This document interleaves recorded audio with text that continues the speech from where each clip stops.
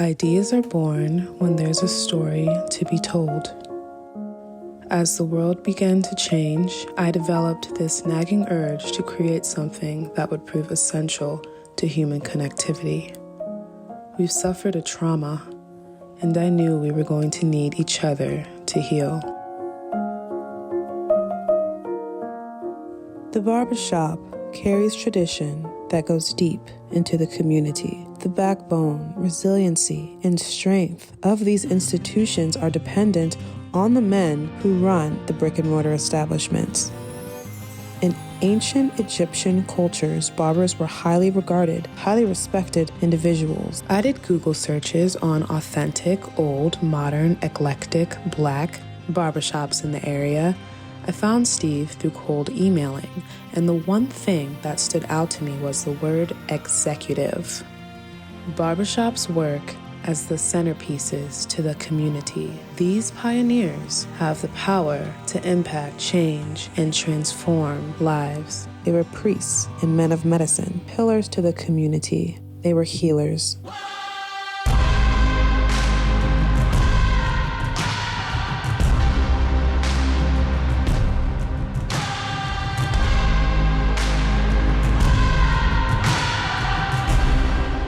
My first barber opportunity, starting as a 12-year-old kid at home in Miami, Florida, learning the history of barbering. For some reason, I had an out-of-body experience.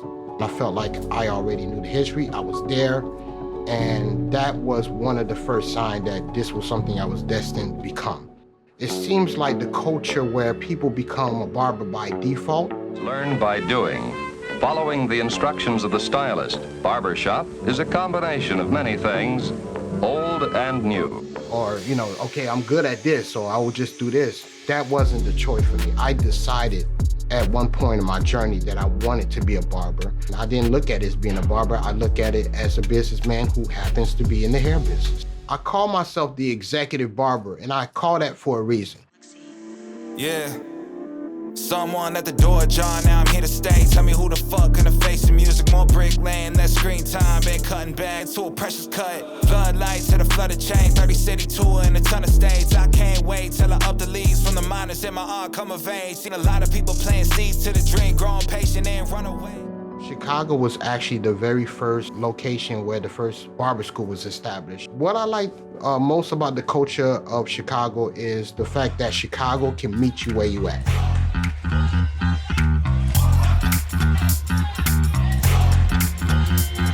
Hi, my name is Derrick Christian. I'm 33 years old, and my life mantra is move forward in style. Fitting my outfits to fit my walk as a king. Something similar to Martin Luther, so I picked the suit to always jog my memory as a means to remind myself that I have a dream. If it seems my seams are immaculately threaded to be projected, that I've got dough to overcompensate for my ego to be protected, let me dead it. What's going on, boss? Good to see you, man. Man, good to see you too. A little cold outside, but you know that's how Chicago is, right? Have a seat, my brother. Appreciate you. I gotta loosen up to Mr. Suitable. So she had a surprise birthday dinner at Nobu. You gotta get the shot. So right. It was a heavy cake, so I was holding it up out of the frame. Congratulations on your new promotion, man.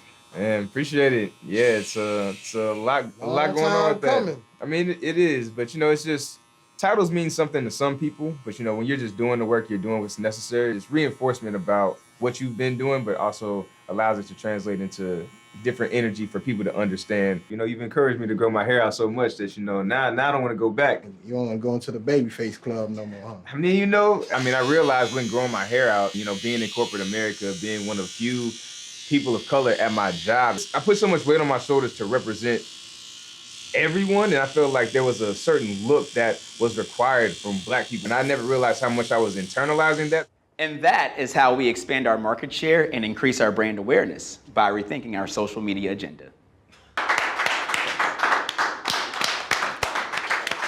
And I tell people now all the time, now that I've grown my hair, I spend more time deciding if I was gonna grow out my hair than actual professional decisions that were requirements of my job. And that's too much when other people at my job don't have to have that kind of thing on their shoulders. Yeah, great job, great job. Hey, all right, Solid stuff. What I really felt when I was growing my hair out, is that I was allowing myself to be more me, express myself more, and explore more without the constraints of what other people wanted for me. I appreciate the kind of freedom that gave me with you empowering me to grow out my hair. I'm going to be more of myself in these spaces. When you're looking for a barber, you move into town, you're going to ask people you trust about who their barber is, because a black man's hairline is like gold. And the last thing that you're trying to give your gold to is somebody who doesn't know what to do with it. Research shows that beauticians and barbers can really get into intimate spaces with people more so than anyone else. I had a friend at the time who told me about Steve, and what I really appreciated about it is that when you get into the chair with Steve, he knows the assignment about why you're there. He's not selling a haircut. He is selling self-esteem, confidence to whatever life moment that you're going into, and he really honors the idea that when you're leaving his chair, when you're in his chair, he wants to be in the moment with you. He wants to pour into you while he's cutting your hair. And that's more meaningful than anything. Steve knows that he has that time with that person who's letting their guard down. The barber's in their personal space. And so he would talk about spiritual concepts and motivational concepts and just the prestige that comes with being just your greatest self.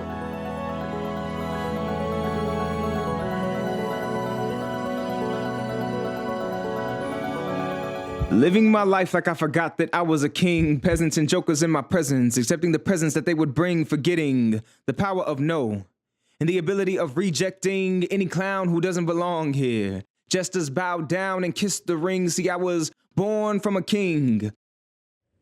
The culture and evolution of black men's hair has shifted greatly over the last 50 years. It wasn't until the late 1960s, during the Civil Rights Movement, that black men were able to use their hair as a form of expressing self-pride and confidence. We have the Afro-style movement to the Jerry curls, and in the late 80s to early 90s, a significant invention transformed the technique, culture, and style of barbering across the continental US, the invention of the liners. Think Eddie Murphy, But it's not that kind of Rakim, Tupac, Deion Sanders. The evolution of styles over the years has allowed black men to express themselves, make statements without saying a word. So the way I have this transformation experience with my clients, I decided I was going to be the Chief Awareness Officer. You got CEOs, you got CFOs, you got COOs, you got all the O's there, right? I help my clients become aware. From all the years of experience of being a barber, I've built a high level of emotional intelligence, and I've found a way to study nature where I'm able to communicate that to my clients, so then therefore my clients can be aware and they can be able to execute their mission a lot more effective.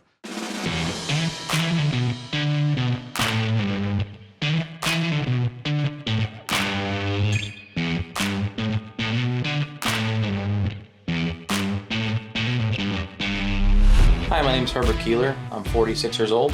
I've been coming to Steve for about 5-6 years now. And one of the things is the energy I get when I come in here. I'm a big believer in seizing the day, doing the best you can. God is good, God is great. We get all things through Him. Coming in here every time for my haircut makes me feel alive and ready to take on the world. I'm a big money guy. It's Steve and I always talking money here, and I always want to end my day green. So whatever it is, doing something to make money, being productive. Been needing this haircut for a minute.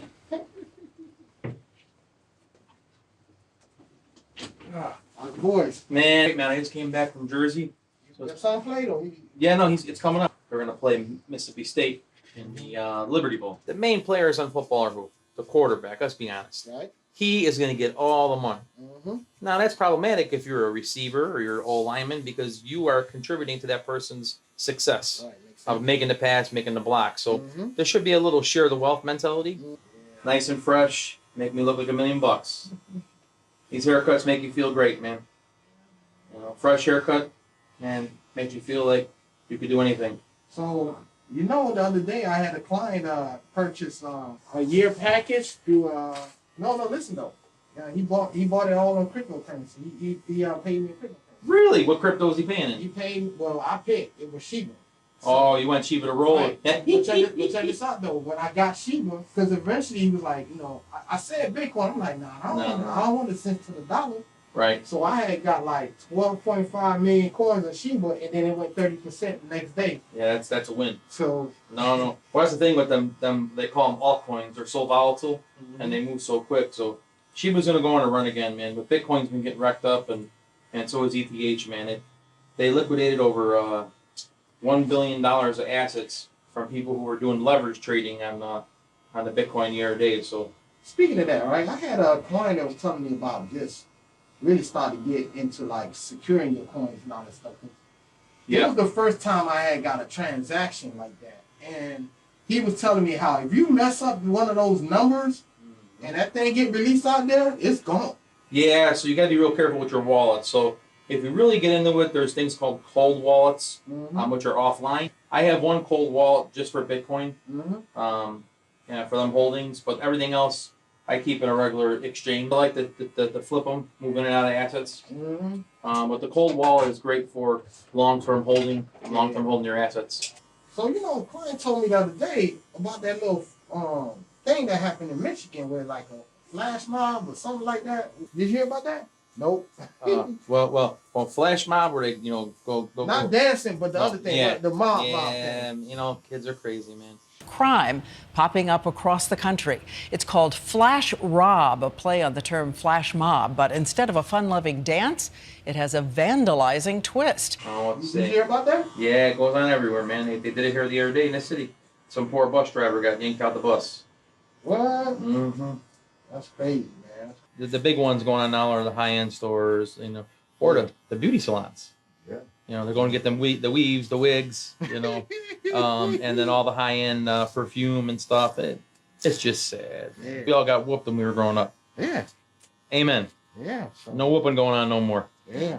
Because of that awareness, like when I'm with like kids and stuff like that, I become that uncle, and I do it right in front of, I follow my instructions. My kids through schools, they do a good job of financial literacy with the kids. Oh.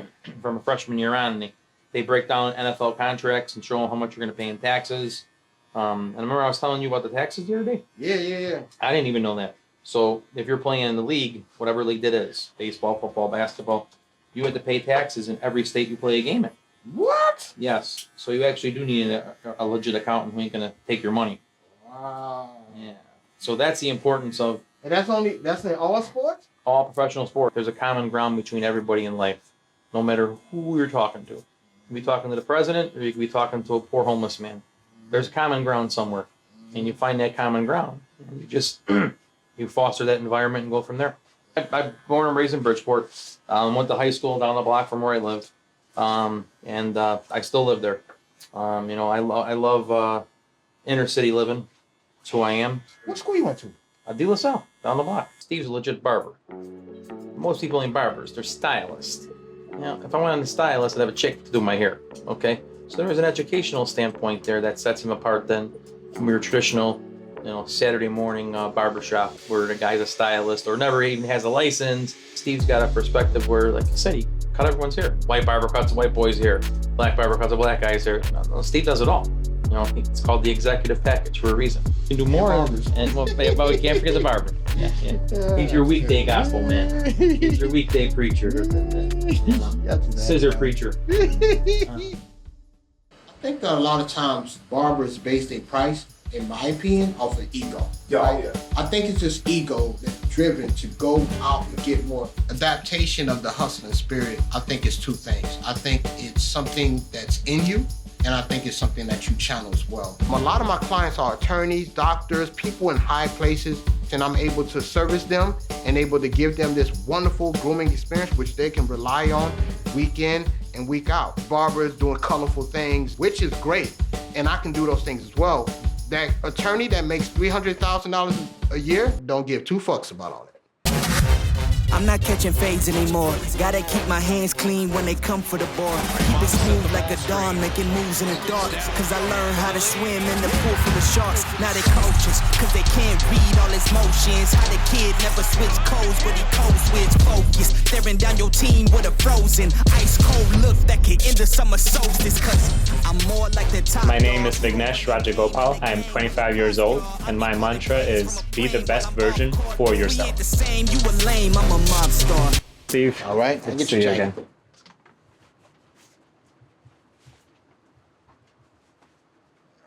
Sanitize your hand right quick. Thank you, sir. All right, go ahead. Want some water, fruit, anything like that? I'm good, sir. Thank you. All right. How's your day been so far?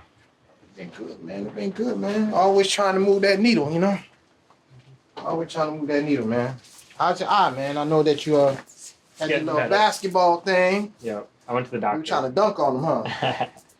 Well, hats off for you, man, for going back and doing your whole basketball dreams and everything of that nature, you know? It's just a very tangible way to measure your performance against other people, you know? Same thing? Yes, please. I have sometimes these clients that come in here with these super white hoodies. And I look at it like, man, that ain't nothing but a bucket. So you'd be like, you want me to take it off? I'm like, yes, take that thing off. You know what I'm saying? And though these two people that were walking by, they stopped and were watching us. Mm-hmm. So naturally, saw their bad dogs and like, hey, hold on. Go ahead. I had to put on a show. And then we were done and they were like clapping, whatever. I did like a little bow. You was like that kid that knows somebody looking, you went extra with it. Yeah. I did not know if I needed to resend a link for them to book for the actual Elevate. No, that's a good question. So Elevate is an idea that me and my partner, Kenna Latigo, came up with back in college. It was something that, you know, we felt there was a gap in the market for as young professionals. We wanted some place where we could go and convene and still feel kind of upscale and classy and not just, you know, your regular club scene. We had our first event back in November, which was, you know, a great success. The whole reason this even exists is because of a connection Steve made for me. I don't want to be put in the box. I introduce myself as an Indian, and I'll be proud of that. But I don't want you to just make assumptions based on that. Always trying to defy those, like break those barriers. So I used to go to Great Clips. I was one of those, like, I would get in the chair, you know, get whatever they would give me and just get out of there, right? One time I was like, can you give me a fade? The lady just looked at me and like started laughing. She's like, we don't do that here. And so that's why I was like, you know, maybe I should kind of explore a little bit. At IAT, Steve's old spot, he was on 35th Street. When I first went to his shop, I didn't actually get my haircut by him. There was another guy there. He didn't fully understand my personality. And so the haircut was great, but it felt like someone just put drew the hair on me, like personal branding. I think I owe a lot of that to Steve because I didn't have a lot of discipline. I knew who I was, but I didn't know how to show people that. And I think that's where Steve really came in and helped me develop my own personal style. And kind of, he's seen me grow. Like, you remember who I used to be, right? Like, I was just like another typical guy, kind of nerdy, which I still am. Through Steve, I've been able to grow and like, I'm a lot more of a social person now, both through connections that I've met, through things that I'm doing. So yeah, Steve's definitely been a big mentor. How much do you charge for your haircuts, Steve? My haircuts are ranging from $40 to $50. That is the standard price. Haircuts are based on real estate, how much it costs to do business in the South Loop area, outskirts, pretty much in downtown. And I do have a subscription model. I do believe that you cannot postpone the inevitable, and I felt that this was something that would help the client budget their grooming visits. So I developed a subscription model that actually gives me a more edge on my competition as well. The subscription model came more from just, again, that hustling spirit. The hustling spirit of observing businesses and the way they do business. Time is more valuable than money. Time, efficiency, and a great efficient communication system. So the Executive Barber was really birthed from just building a system that executives can read. They can understand that language. They do that all day. So the fact that a barber is doing the same thing, it's like a match made in heaven. What is the name of this app? The name of this app is called Booksy, Booksy. Actually, I came from another booking company, but me being a barber, going outside my comfort zone and learning a booking system, and then they come up to me and says, hey, we can, bring you over here for cheaper and everything of that nature. I was a little hesitant, but they made it a beautiful experience to transition all my clients, integrated and everything. And I won multiple awards from them, and they've been great to me. So shout out to Buski.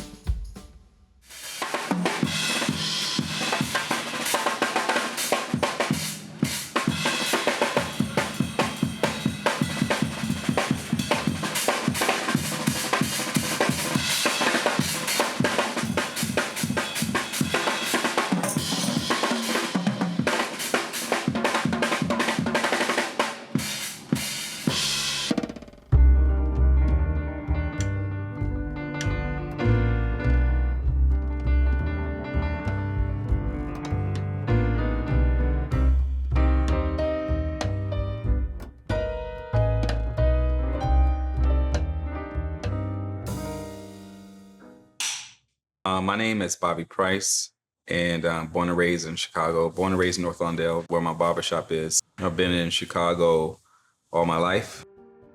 Started cutting hair easily at the age of 13, 14 years old. Professionally, I've been cutting about 10 years now.